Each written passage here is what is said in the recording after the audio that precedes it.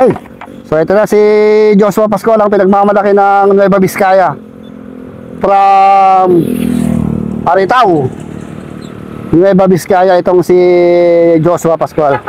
Okay, rider number 43, itong si Joshua Pascual.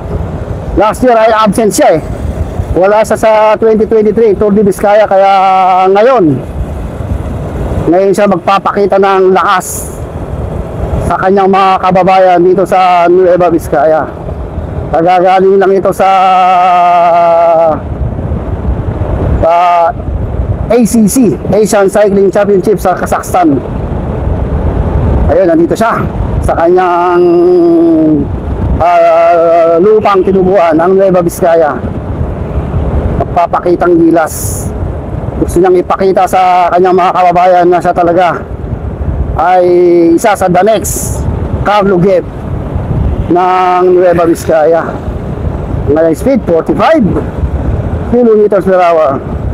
So kaya magandang labanan ngayon dito sa Tour de Vizcaya 2024, kasi andito sila Ryan Tugawin and Joshua Pascual, na dati sa 2023 ay wala sila. So bumibilis 50, 51. Napanay ang pedal nitong si Joshua Pascual. Last 2024 national ay silver medalist to sa ITT.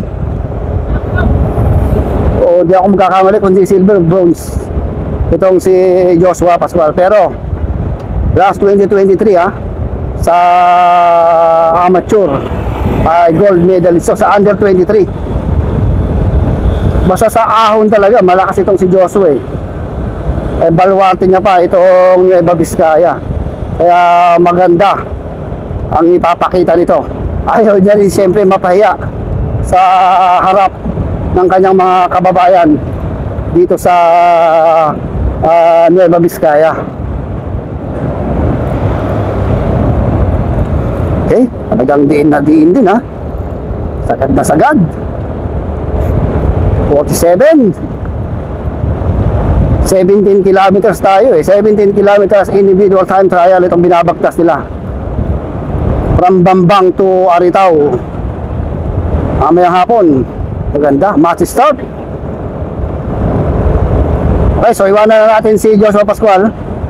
Pupunta tayo dun sa ating defending champion last 2023, si John Ray Navarra. Okay, so pero ahon-ahon dito Okay, good luck.